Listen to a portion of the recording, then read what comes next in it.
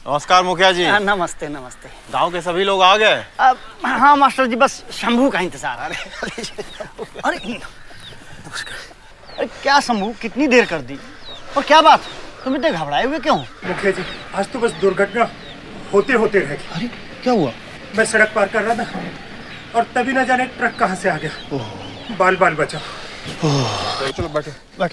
भगवान का शुक्र है कि तुम ठीक हो। भाइयों, आज जो शंभू के साथ हुआ वो किसी के साथ भी हो सकता है। कल किसने देखा है? तो क्या आपने सोचा है कल को अगर हमें कुछ हो गया तो हमारे परिवार का क्या होगा? कैसे अपना और अपने परिवार का भविष्य सुरक्षित रख सकते हैं, यही बताने के लिए आज मैंने बैंक मित्र जी को यहाँ बुलाया है। सबको मेरा प्रणाम। आप लोगों ने प्रधानमंत्री जन धन योजना के तहत अपना खाता तो खोल लिया, पर क्या आप जानते हैं प्रधानमंत्री जन धन योजना के तहत सरकार 1 लाख रुपए का दुर्घटना बीमा देती है। दुर्घटना बीमा? जी हाँ, दुर्घटना बीमा। दुर्घटना बीमा के तहत दुर्घटना में मृत्यु होने या पूर्ण विकलांगता होने पर 1 लाख की राशि मिलेगी। मतलब अगर कोई दुर्घटना होती है तो ये बीमा हमारे परिवार की बुरे वक्त में सहायता करेगी। इससे तो हमारे और हमारे बच्चों का भविष्य भी सुरक्षित हो जाएगा। ये तो आपने बड़े काम की बात बताई बैंक मित्र जी। पर यह बीमा चलती रहे, इसके लिए जरूरी यह है कि आप अपने रुपए डेबिट कार्ड का इस्तेमाल महीने में 1 बार जरूर करें। पैसे भले ही ना निकालें, शेष राशि जानने के लिए सही इस्तेमाल जरूर करें और खाते से केवल उतनी ही राशि निकालें जितने की आवश्यकता है। इससे आपकी बचत में बढ़ोतरी होती है। जरूर करेंगे।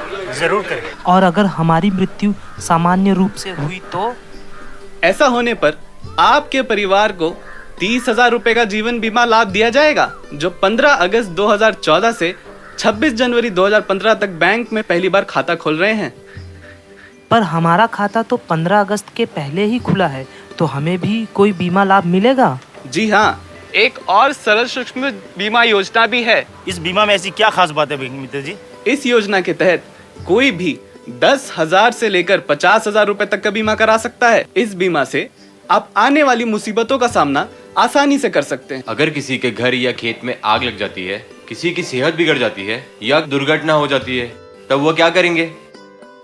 इसमें 2 प्रकार के बीमा होते हैं। पहला सामान्य बीमा, जिसमें झोपड़ी, पशुधन, उपकरण या औजार या कोई व्यक्तिगत दुर्घटना का बीमा शामिल है, और दूसरा है जीवन बीमा। अब बैंक मित्र जी, ये बात थोड़ा और विस्तार से समझा दीजिए, है ना? यह आवधिक बीमा है जो लाभ के साथ या लाभ के बिना भी मिलता है। साथ ही स्वास्थ्य और बंदोबस्ती बीमा भी जीवन बीमा में शामिल है। इसे व्यक्तिगत या सामूहिक रूप से लिया जा सकता है। यह सूक्ष्म बीमा आपको बैंक और बीमा कंपनियों के ओर से मिलती है, और इस बीमा को आप तक पहुंचाने के लिए मेरे जैसे बैंक मित्र को नियुक्त किया गया है। आप अपने गांव के किसी भी बैंक मित्र से इस सूक्ष्म बीमा के बारे में जानकारी पा सकते हैं। क्यों?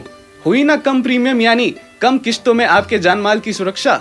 समझ गया बैंक मित्र जी, अगर हमें कुछ हो गया तो हमारा परिवार आराम से रहेगा। बिल्कुल चाचा जी।